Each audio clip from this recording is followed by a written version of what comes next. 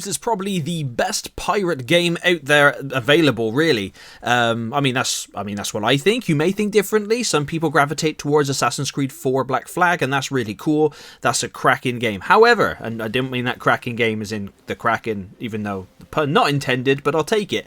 But Sea of Thieves has just announced the Season 7 giblets that we'll be getting on the 21st of July, of course, coming to Xbox and PC, and especially on the Game Pass if you have it. I own Sea of Thieves anyway, so it's always, it's just always good to get more and more content, and Sea of Thieves is just a total blast to play through.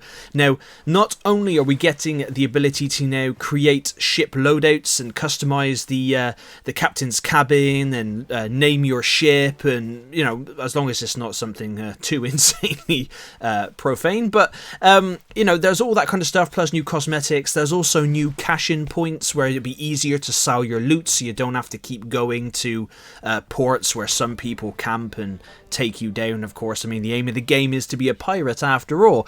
But apart from all that, there's also some new captain's voyages, and these are going to be, hopefully, there's not too much has been released yet, but like a more, like the Tall Tales kind of thing, where you can unlock some of those said cabin interiors that you can customize. Now, Sea of Thieves is currently has 30 million players, which is insane.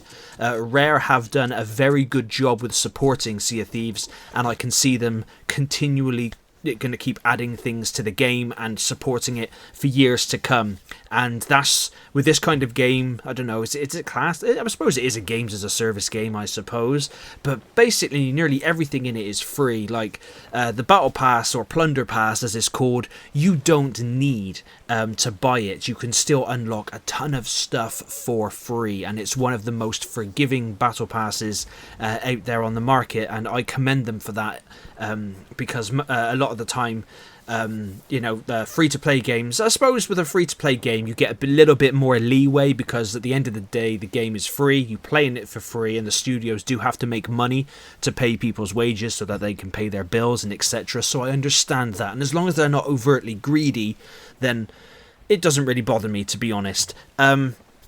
But with Sea of Thieves, there's just so much potential. I'm going to be making a separate video on what I'd like to see come to Sea of Thieves. Whether it does or doesn't is another thing. If it doesn't, it's no worries. I play Sea of Thieves quite a lot, and recently I've been playing it a hell of a lot, as I've recently gotten some of my friends onto it, and we are having a blast just going around doing all manner of random things within the game. And that's the beauty of Sea of Thieves. Every time you set sail on a voyage, there's something different. Sometimes it's a Megalodon, sometimes the Kraken, sometimes AI ships, sometimes you get some other tosspot ship that wants to come and grief you and cause hassle, and you end up tussling it out with them.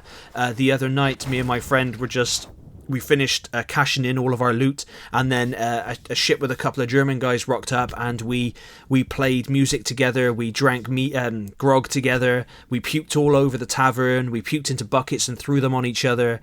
They kept firing their dog out of the cannon into the distance, which was really bizarre yet funny. We were firing fireworks up, and we were having a laugh, and then they kind of joined us on our ship, and we saw a ship in the distance, so we did actually become those dicks, and we went out. Now, initially, we didn't fire first. They fired upon us first, but as soon as they fired that first shot that hit us, that was it then. Every single one of our shots from the two cannons hit, and we sank that ship, and unfortunately for them, they picked a fight they weren't going to win. But that's just the joy of Sea of Thieves. If you have not played this game yet and you have Game Pass or Xbox or PC, you're doing yourself a disservice, especially if you love pirate games. And this is like a pirate sim game. It's really, really cool. Nobody has any more of an advantage over anybody else in terms of strength and weapons. All weapons do the same damage. Nobody can level up and whatnot, which, I think there's room for leveling up in some capacity, but that's a story for another time. But yeah, Sea of Thieves is definitely looking to be continually one of the best pirate games, and Season 7 just looks absolutely phenomenal. But please let me know in the comments what you think. Let's get a little comment train going, and let's just talk about this fantastic game. But thank you very much for watching, and I'll catch you on the next one.